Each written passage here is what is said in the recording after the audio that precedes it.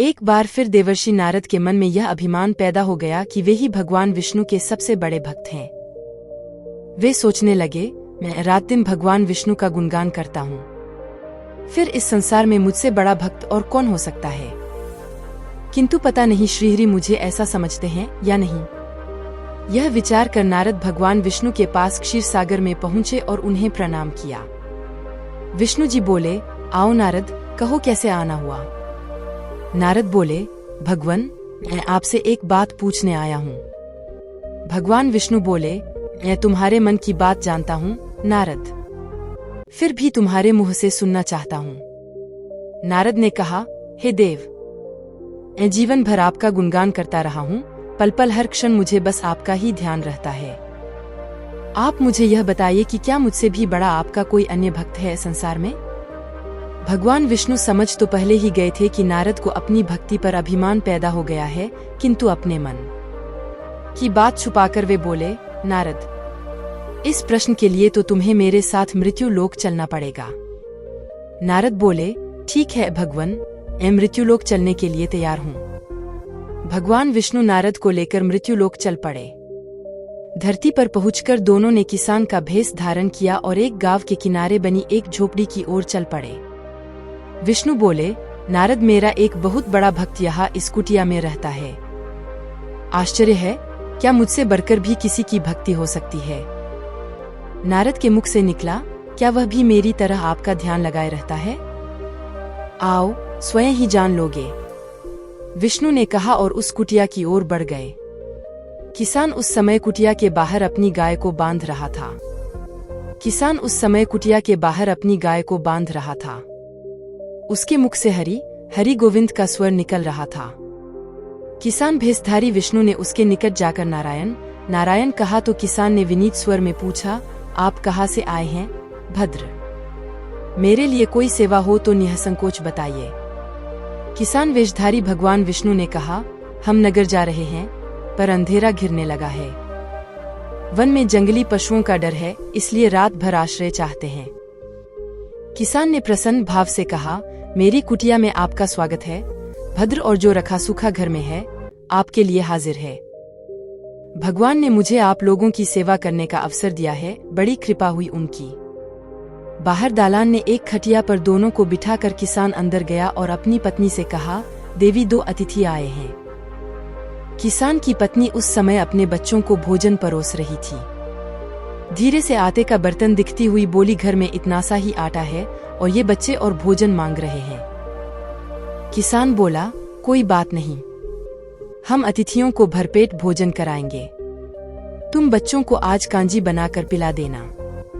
नारद और भगवान विष्णु ने उन दोनों का सारा वार्तालाप सुना, फिर भी परीक्षा के लिए भोजन की थाली पर बैठ गए।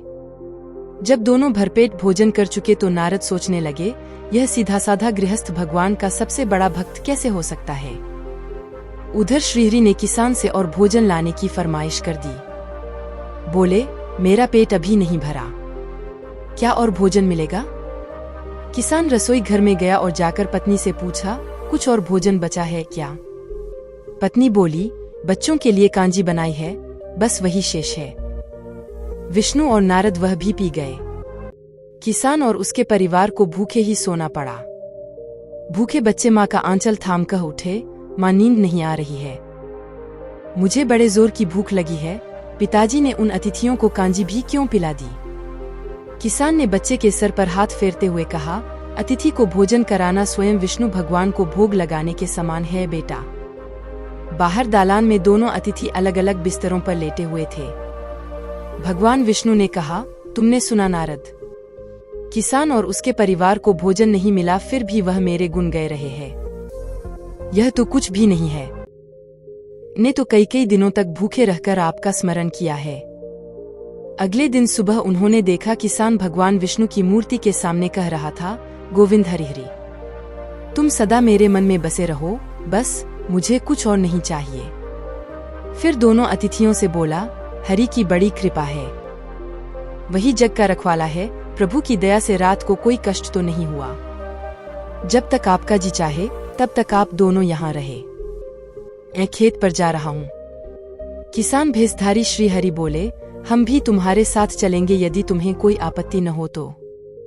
नारद और विष्णु भगवान किसान के साथ उसके खेत पर गए। किसान बोला, यही है अपना खेत, अब मैं अपना काम करूंगा। गोविंद हरि हरि। नारद बोले, तुम तो सत्पुरुष हो, भगवान के बड़े भक्त हो, हर घड़ी उनका नाम लेते रहते हो। किसान बोला, अरे कहा, काम से जब भी थोड़ा बहुत समय मिलता है तभी उनका नाम लेता हूं। नारद ने पूछा, कब कब मिलता है समय? किसान बोला, सुबह उठता हूं तब, रात को सोता हूं तब, और दिन में जब भी काम से समय मिल जाए। ओह, समझा, नारद के मुख से निकला। दोनों जब किसान से विदा लेकर चले तो नारद ने व्यंग्यात्मक स्वर में कहा, आपने सुना भगवान, वह सुबह शाम 2 बार ही आपका स्मरण करता है, जबकि मैं हर समय ध्यान करता हूं। फिर भी आप उसे महान भक्त बताते हैं। नारद की बात सुनकर श्रीहरि चुप रहे, किंतु मन ही मन उन्होंने कहा, कारण भी जान जाओगे नारद। विष्णु ने एक कलश को तेल से लबालब भरकर नारद को दे दिया और बोले, नारद इसे अपने सिर पर रखकर बिना हाथ लगाए सामने वाली पहाड़ी तक ले चलो। ध्यान रहे इस कलश में रखे तेल की एक बूंद भी जमीन पर गिरने न पाए। नारद बोले, यह कार्य सहज तो नहीं है। यह कहकर नारद ने कलश सिर पर रख लिया और पहाड़ी की ओर चल दिए। नारद पहाड़ी तक गए और लौट आए। विष्णु बोले, लौट आए नारद, ठीक है, अब यह बताओ कि इतनी दूर जाने और आने में तुमने कितनी बार मेरा स्मरण किया है? नारद बोले, एक बार भी नहीं भगवान, करता भी कैसे, मेरा सारा ध्यान तो तेल और कलश की तरफ लगा हुआ था।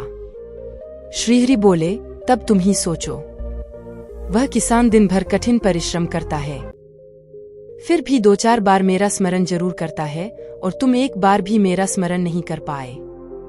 विष्णु की बात सुनकर नारद के अंतरचक्षु खुल गए।